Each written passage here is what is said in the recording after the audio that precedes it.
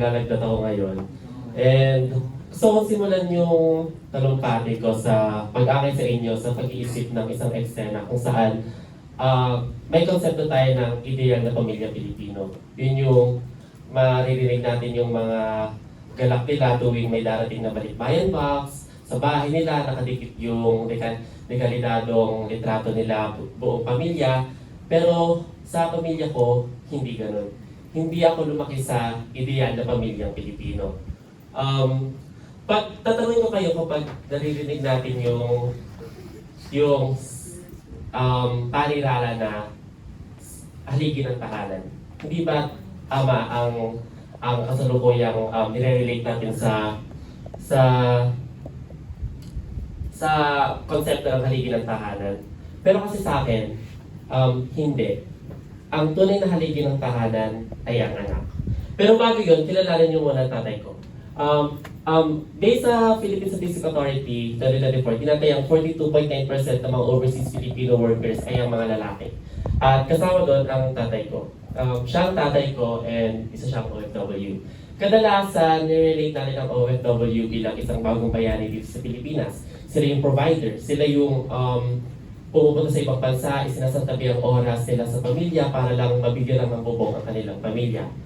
And sila yung tinatanyag na parang hero. Pero sa akin kasi, kasalungat yung pagiging OFW niya para sa akin. Bago yun, kilala niyo rin muna ang aking pamilya.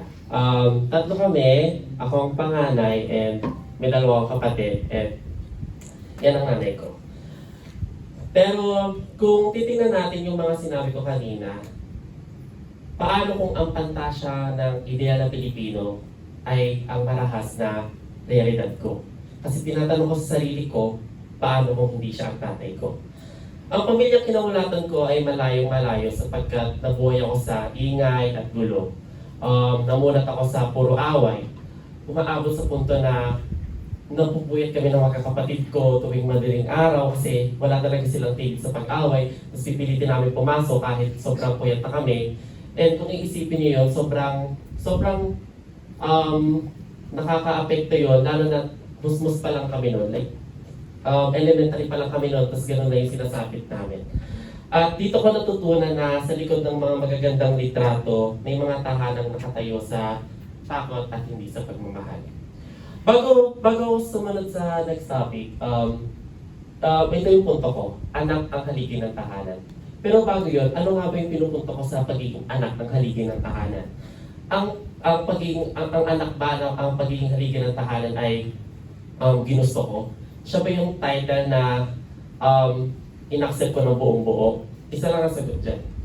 Hindi. Hindi.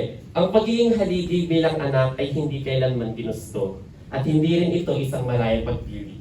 Ito ay sapilitang mekanismo para sa survival. Survival.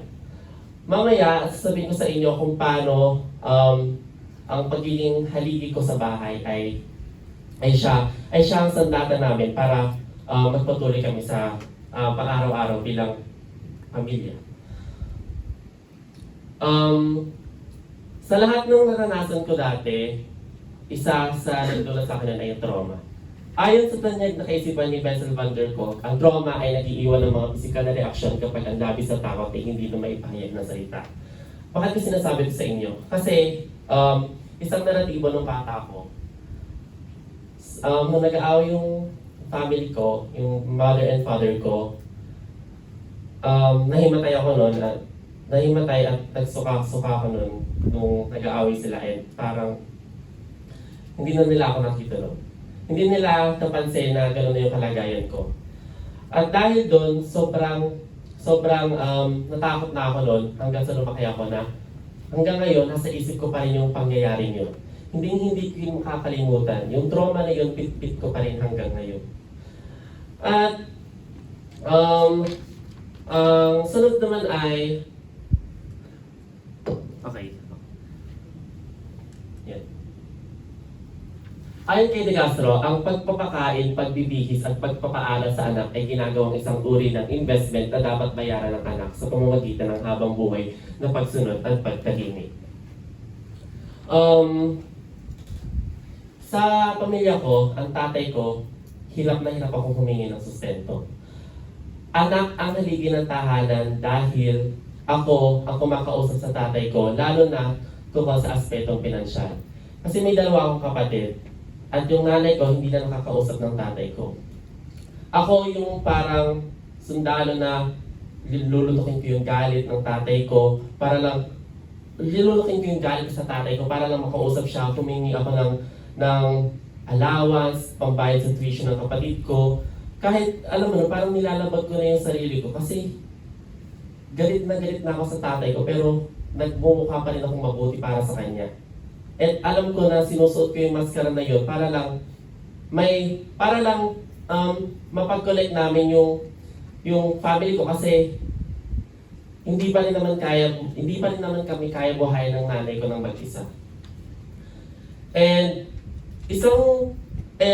isa sa naririnig ko sa sabi-sabi ng mga kamag-anak ko dyan, tatay mo pa rin yan.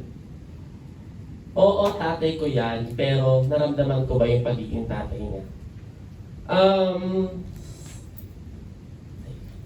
Sa tatay mo pa rin yan, yan yung gasgas na linya na lagi kong naririnig. Kasi parang hindi naman yan yung kailangan kong marinig mula sa kanila, lalo na sa mga kamag-anak ko or maging sa kaibigan ko. Kasi alam naman nila yung nangyayari pero pilit nilang pinapa-instill sa utak ko na may utang na loob sa tatay ko na oo, nag-OFW siya para sa amin, tatay ko yan, parang pinakain pa rin niya nung kami.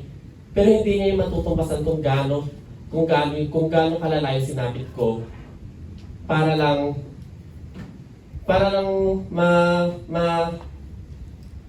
maproteksyonan yung mga kapatid ko. And magpapakita lang ako ng slideshow kung gaano ako humihingi ng sustento sa tatay ko pero hindi siya nagre-reply. Yan, tuition, tas kumusta, yan.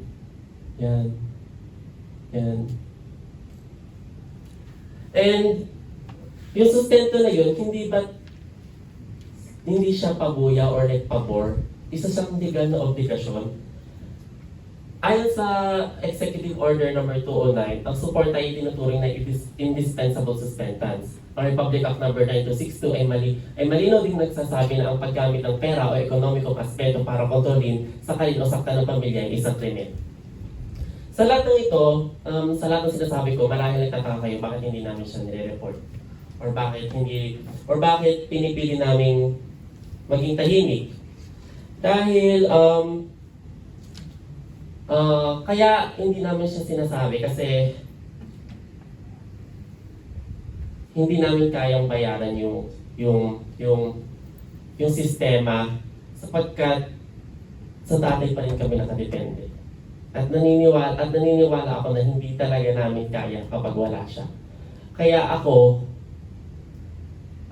pinipilit ko na ako ang tumayo bilang haligi ng tahanan. Kasi, paano na yung pamilya ko kung hindi ko nakakausap yung tatay ko? Sino nakakausap? Sino nakakausapin niya? Hindi niya siya nagre-reply sa kapatid ko, sa nanay ko. Parang ako yung link sa buong pamilya namin. Ako yung tumayo haligi ng tahanan, hindi ko naman niya ginusto. At isa pa nun, kalakip ng sustento ay ang abuso. Nakaranas din ako ng abuso sa tatay ko at ang nanay ko. At may isang pangyayari noon, first sem dito sa UP, nandito ako noon sa UP nag-aaral. And nag-chat na lang sa akin bigla yung kapatid ko. And trigger warning na lang. Yeah, hindi ko na mabasahin. Pero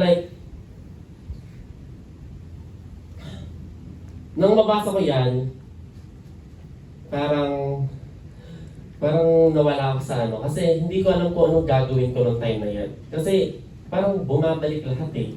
Kasi, ewan ko, pero feel ko nasanay na rin ako. Pero ang hirap kapag wala ka dun sa bahay nyo. Kasi dalawang kapatid mo yung naiwan mo, tapos nandun yung tatay mo umuwi, tapos magkukos lang siya ng gulo. Hindi ba, parang sobrang hirap nung tanggapin. Kasi Kasi parang hindi ko magawang proteksyonan yung pamilya ko noong time na yun, ako nga yung haligi ng tahanan. And sa lahat ng nangyayari ito, alam ko na pinipili ko pa rin maging matatag. And bago ko tapusin yung talumpati ko, nais ko lang din ibahagi yung pangyayari nung May 12. Yan. Bale, may chat to ng nanay ko. Nag-aaral ako, tapos nag-chat siya. Kausapin ko na yung dalawang kong kapatid dahil nag-away daw sila. Nagkasagutan daw sila. And ang tungkol nun ay parang nahihirapan yung mga kapatid ko sa sitwasyon namin ngayon. And dito ko napagtanto na, oo nga, ako nga yung haligi ng tahanan. Kasi ako yung una nilang nilapitan. Parang ako yung link na pinagbabati para magkaroon ng magandang komunikasyon yung pamilya namin. Kasi napaisip lang ako, paano kung wala ako? Paano kung ako naman yung sumuko? Hindi, wala na yung pamilya namin. Kasi ang hirap na may tatay ka nga, pero hindi naman niya nagagampanan yung ideal na sinasabi natin siyang haligi ng tahanan. At bago ko tapusin yung talumpati ko, nais ko lang din iwan sa inyo na sa buhay pa ng mga taong nakatingala sa inyo, kayo ba ang silong nagbibigay hininga o kayo ang kamay na sumasakal na hindi niya namamalayan? Thank you po.